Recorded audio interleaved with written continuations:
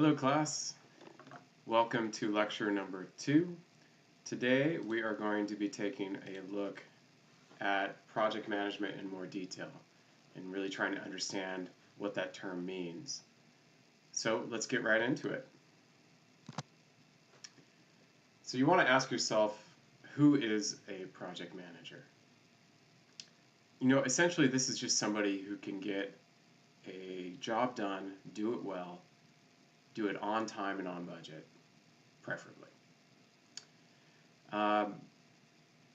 You can be a project manager for a small nonprofit and essentially do everything on a given project. So you might find the money, you might liaison with the stakeholder, you might actually go out and plant some trees, you might monitor the project later, you might be responsible for everything. On the other hand, and this is probably more common, if you work for a slightly larger group or a state agency or federal agency, it's more likely that you're going to be someone who coordinates everything. So there's quite a big difference between the two things, between doing it and coordinating it, and that'll become more evident as we move along. So, who is a program manager? And that's an important distinction that we touched on a little bit earlier, but I want to make sure that we drive this home. So take a moment to think about the difference between a project manager and a program manager. Feel free to pause the video whenever I pose a question like this if you want to think about it. My answer is that a project manager is someone who is specifically assigned a problem to solve. Whereas a program manager is supervising a larger initiative. So in the organization I used to work for, we had a program manager who ran the habitat restoration program and was responsible for the quality of the work of the project managers beneath him or her.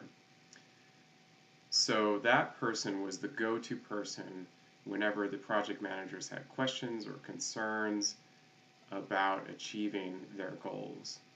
And they would also be responsible for the budget and the human resources issues associated with that program. So they have larger responsibilities supervising a long-term mission for that organization. Whereas a project manager is overseeing the nuts and bolts of a particular problem, seeing that through to the end of that project. So very often projects have an endpoint, whereas programs may go on indefinitely, depending on the wherewithal of the organization. So hopefully that's clear to you now. It's an important distinction to make, especially when you're reviewing jobs and you see those titles and you need to understand the responsibilities inherent in those titles. Alright, so a project manager could really be working on anything. They could be managing the thinning of a forest parcel for the U.S. Forest Service or prescribed burn.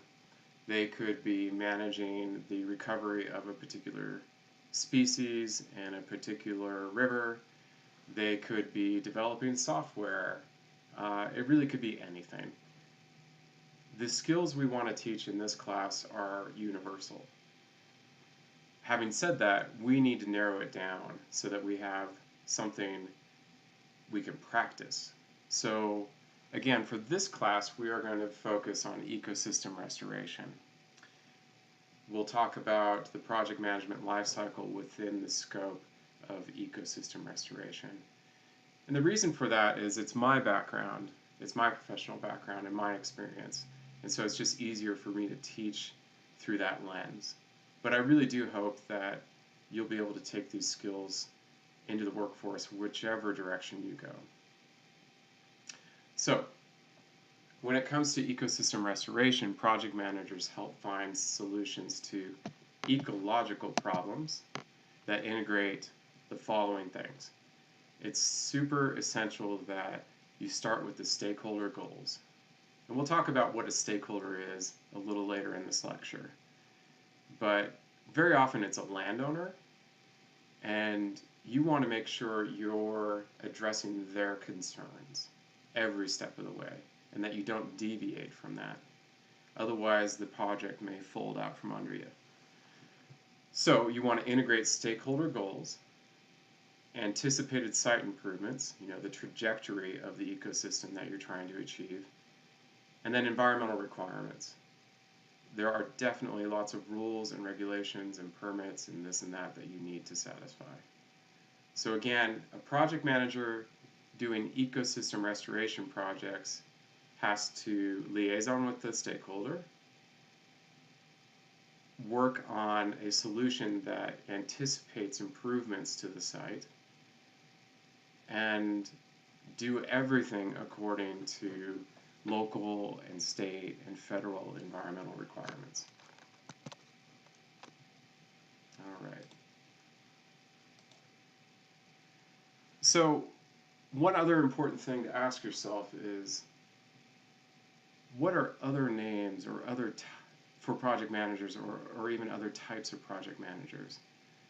So just think about that for a moment. Pause if you like.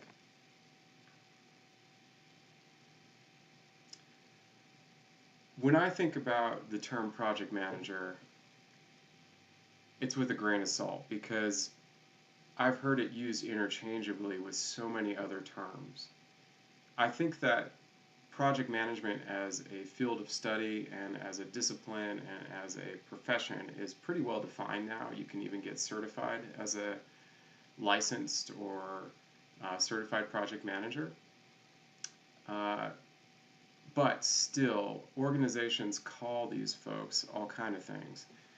Some of the titles that come to mind are project coordinator, project leader, project administrator, project director, project developer, even technicians and specialists have project management responsibilities. So you may see a number of different titles that require the same skill set.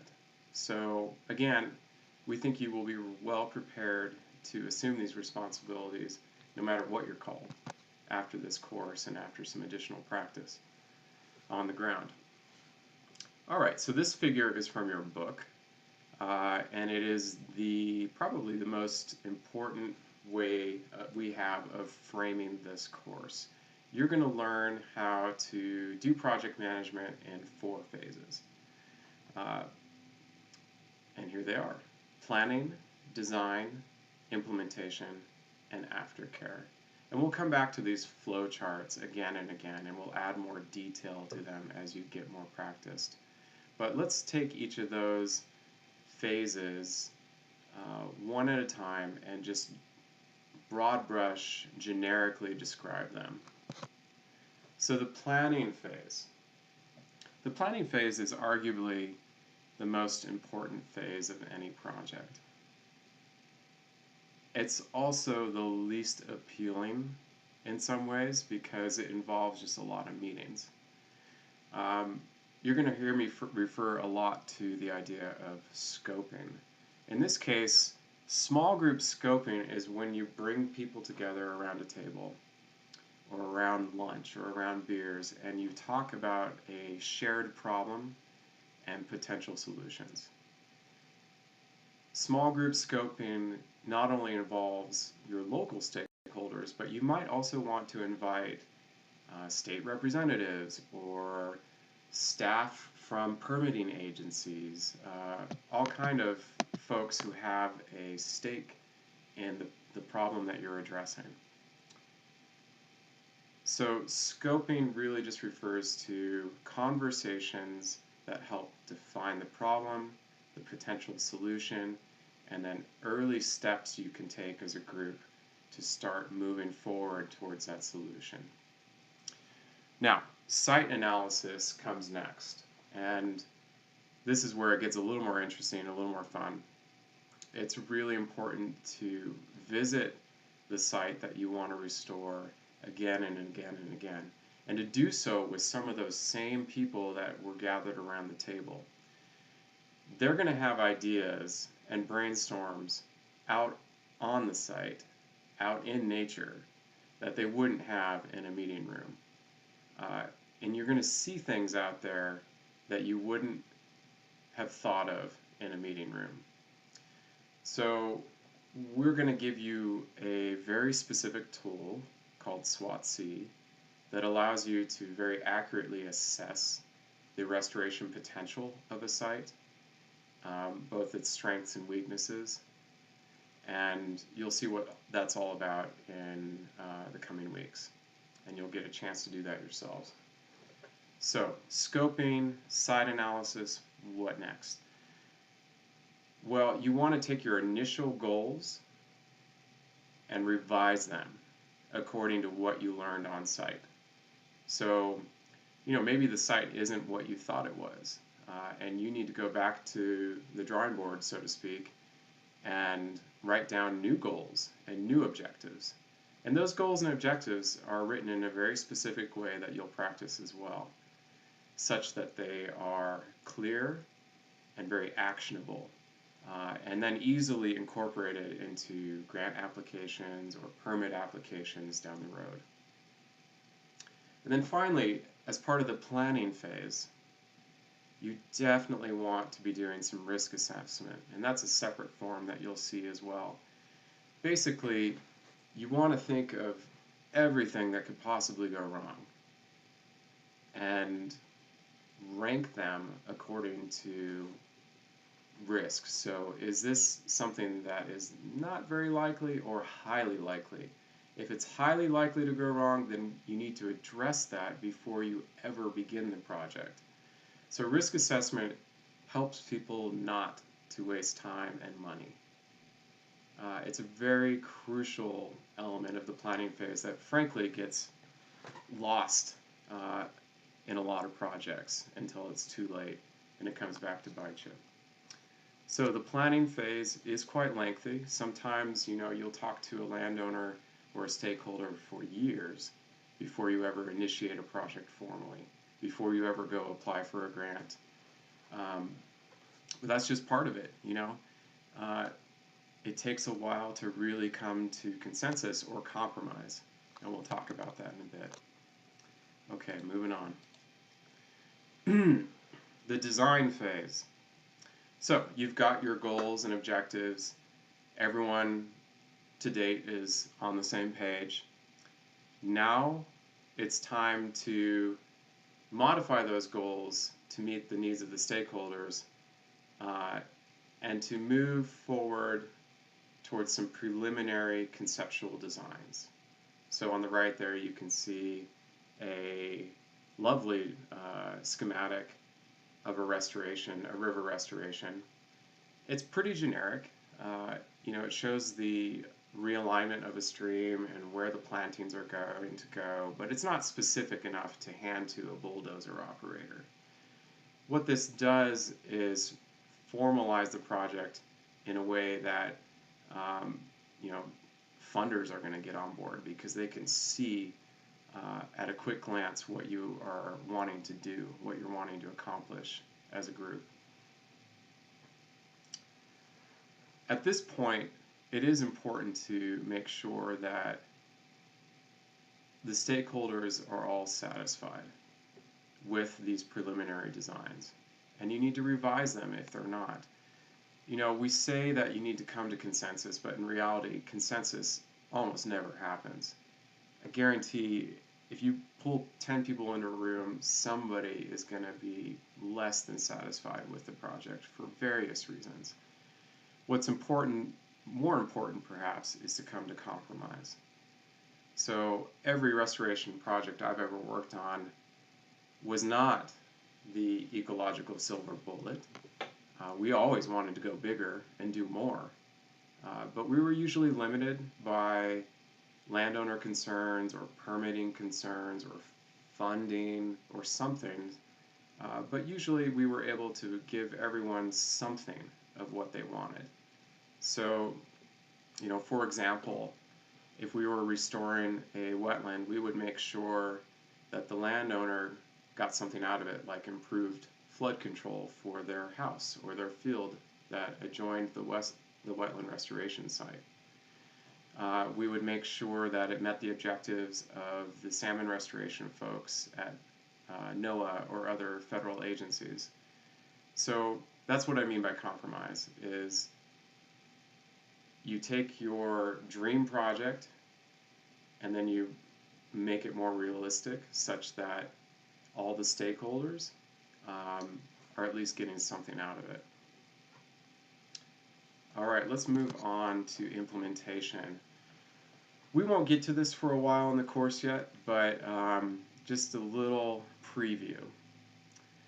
In this phase, you're going to be providing very clear written instructions and specs for every single task in the project. So everything from moving a river to how to plant a shrub has some kind of drawing and very specific instructions. Frankly, you cannot expect a contracting crew to read your mind. You have to give them those very specific instructions such that they're spending your money in the proper way, and that at the end of the day, you get what you pay for. Nobody wants to go out to a site and be surprised at what happened there, and then have to go back to the drawing board. So another thing that this does is it moves the liability from you to the contractor. So they have the information in front of them. It's on them to produce the product in the way that you asked and the way that you specified. Now, as a project manager, you'll probably be out there quite a lot, supervising and documenting, and that's a really essential project management role as well that we'll talk about later. Okay, the final phase is aftercare, and sometimes you hear this referred to as monitoring or monitoring and evaluation, and that's fine because that's essentially what it is. You want to be able to demonstrate that the project worked. You want to build your reputation to do projects in the future, and you can only do so if you have evidence to show that your former projects did what they were supposed to. So sometimes this is as simple as taking photos. Maybe that's all the funder is requiring to show a change in vegetation over time, for example. Other times it's much, much more involved. It depends on the level of investment in the project. And so periodically you'll invite scientists or ecologists into this phase of project management because they're going to establish a rigorous study before and after, and they'll involve a control. So all those concepts should sound pretty familiar to you at this phase in your studies. What I'm suggesting is that aftercare really runs the gamut. It can be very simple, or it can be a full-blown research study. And again, it just depends on how much the funders require and how much they're willing to invest. And these days, it's harder and harder to attract money to this phase. A lot of funders, big funders who fund ecological restoration, they want to spend the money to build the project, get the credit, and then walk away. They don't necessarily want to fund 10 years of monitoring. But the important thing is that you have some data to support your work. It's essential that if something isn't going right with the project, that you have the data to say, look, we need to intervene here and we need to fix this little thing. Then the project will be back on track. But if you do zero monitoring and you come by the site 2-3 years later and it's a weed patch, for example, then you're letting everybody down. So it's important to negotiate at least some degree of funding to support monitoring, and we'll talk more about that later. One last thing about this phase is it's inherent in this course that we're working on ecological restoration that results in self-sustaining ecosystem processes. So we're not going to be teaching you about projects that require weekly or even annual intervention.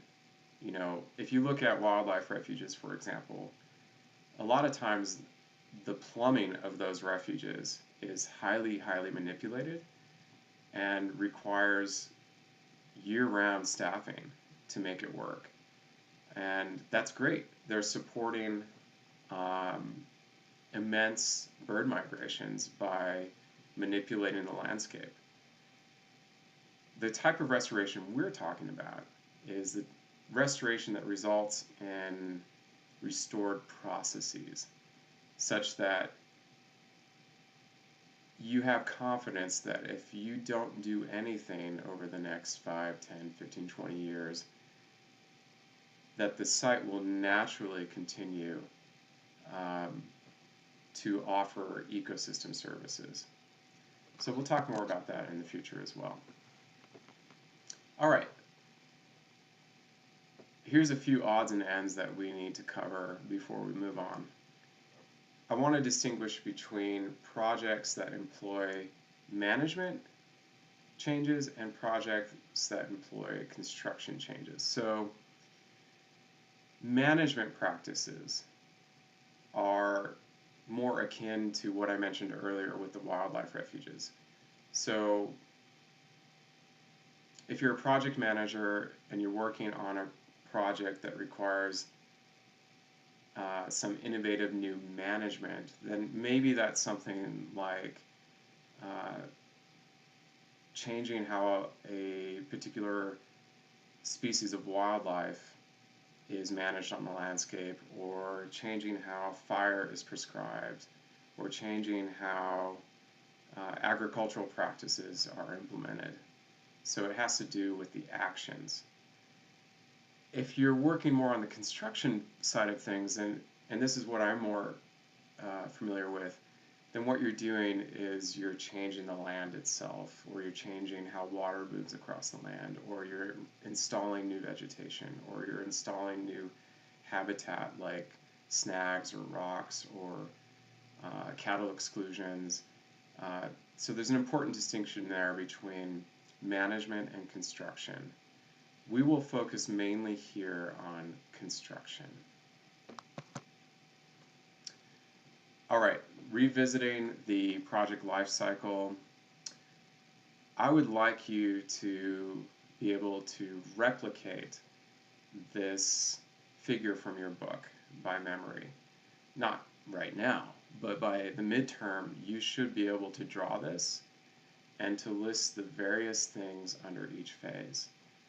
So I'm not going to really go into much detail at this point, except to say that as a project manager, you're responsible for the deliverables at the end of each phase. And what I mean by deliverables are the things you turn in. You know, it's like your homework as a project manager. So you may be responsible for contracting those design plans. Well, you need to turn those plans into your boss and into the permitting agency.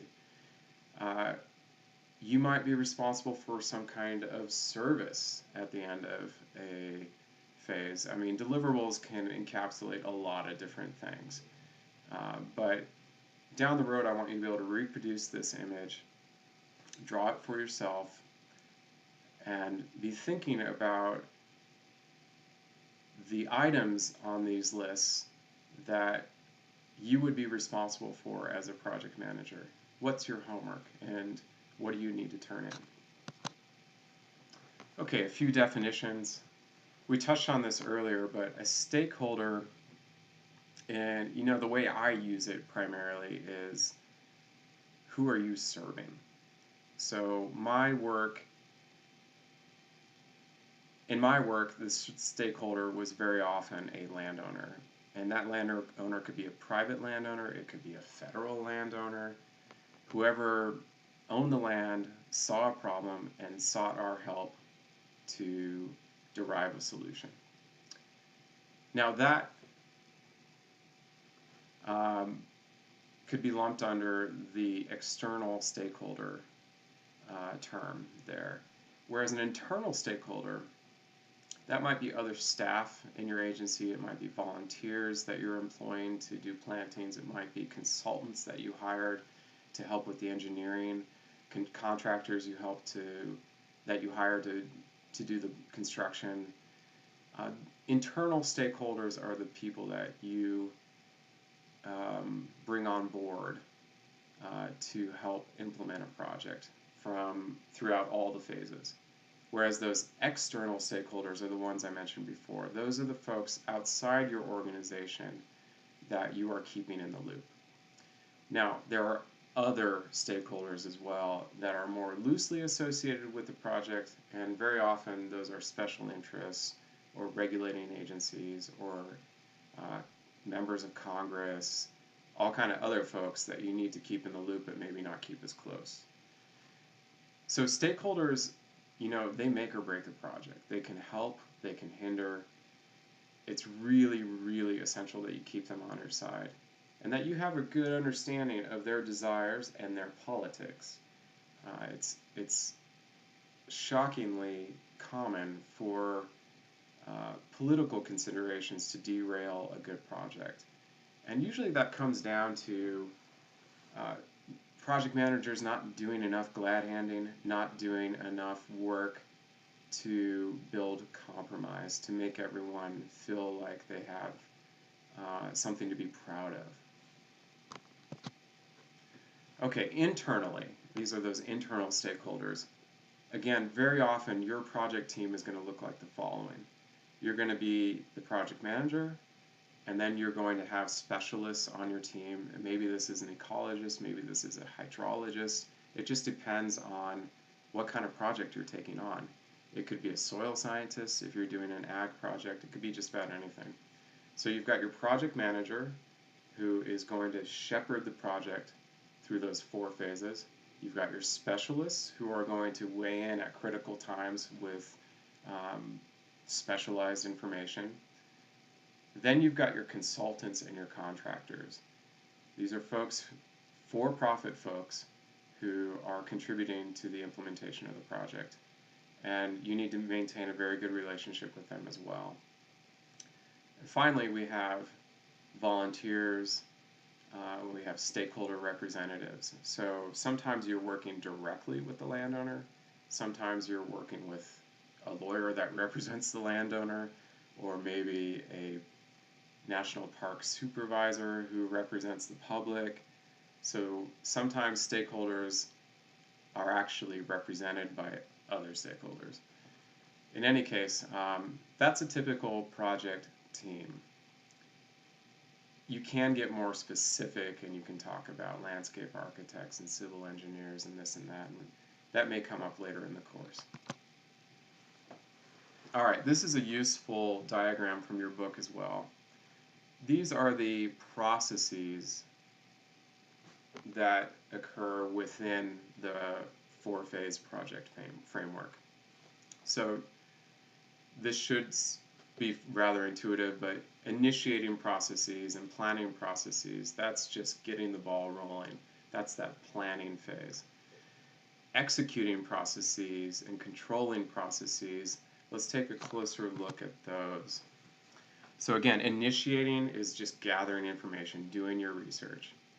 Planning is building a workflow so that you can take your goals and objectives and build a scope statement, a cost estimate, a site analysis, a risk assessment. You're checking those boxes such that you can actually begin to seek funding and do the project. Executing, this is a really, really important task for project managers because, again, very rarely do you do everything yourself. More importantly, you need to help your team produce the deliverables, and you need to help them or coax them to producing quality deliverables on time. It's very common to hire a contractor or an engineer or a design firm. You think they're stellar, and then they give you something that's subpar. Or maybe they're dragging their feet and they keep missing deadlines. Well, it's your job to make sure that doesn't happen. So communication is just essential, and you'll find that most of the course is really about communication. And communication is kind of the primary means of achieving this executing process. Okay, controlling, this is where you measure your performance and you double back if something isn't going right. You take proactive corrective action. So in the example I gave you before, if a contractor is not meeting their deliverables, if the work they're doing is not the quality you need or it's not on time, maybe your corrective action is to put the project on hold and hire someone else. That's kind of a worst case scenario. Or maybe it's just you sit down with them and you say, look, things have got to change, and here are the expectations, and here are the consequences if they don't. So that's an example of a controlling process where you observe what's happening, you measure the performance of the project, and then if necessary, you take corrective action. Closeout is where you document the success of the project, you turn in your findings, your reports to the granting agencies. You basically tie a bow around it. Again, there's that diagram. And you can see here that controlling processes does give you the opportunity to double back to the planning phase or the executing phase. This is a terrible scan, I apologize, but I just want to include this because if you look at this curve here, it shows you that your level of effort as a project manager really ticks up as you get towards implementation. So a project might be on a really slow burn for quite a while during the planning phase, and you might be managing 10 projects, but when it comes time to like bulldozing or doing whatever you're doing out on the ground, your degree of involvement on that project gets much more serious, much more time intensive, and then tapers off during the closeout phase. Okay, lastly, I will mention that a really key skill set for project managers is knowing something about geospatial tools. So you don't have to be a remote sensing expert, but it does help big time if you're comfortable manipulating Google Earth, if you're comfortable manipulating GIS. Those two things are invaluable when it comes to researching projects, finding projects, developing projects, and managing projects. So we're not going to teach you any of those skills in this course, but hopefully if you haven't already, you'll be able to build that skill set in other courses. All right, let's have a look at a few examples. Just take a moment to read this paragraph or the first few sentences, and I want you to tell me if this is referencing a restoration project or a management project.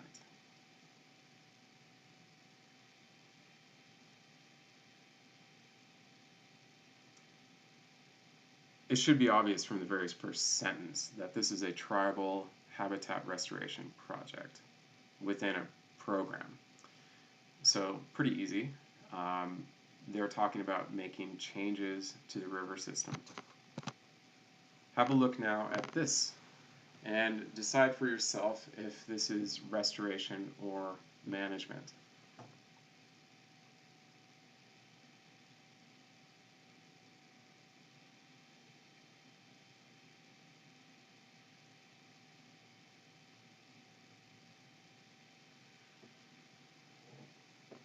Okay, so this is a case of species management. So they're not talking here about a project to improve the health of the range. And what they're talking about really is population control. And finally, one more. Is this restoration or management?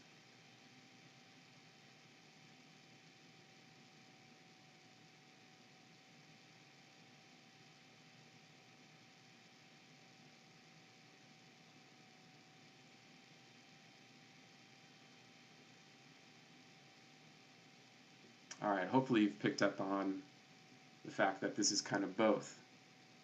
So in this case, it's species management, but it's also habitat improvement. So this is an example of a program that encapsulates both restoration and management. Good. All right, I think that's it for now. As always, I would love to hear from you with questions. I'm happy to elaborate on any of these concepts. So I think that's a great start to the course. We will certainly go into more detail on each of these phases in the coming weeks, but that is a good overview. So thanks for joining me. See you soon.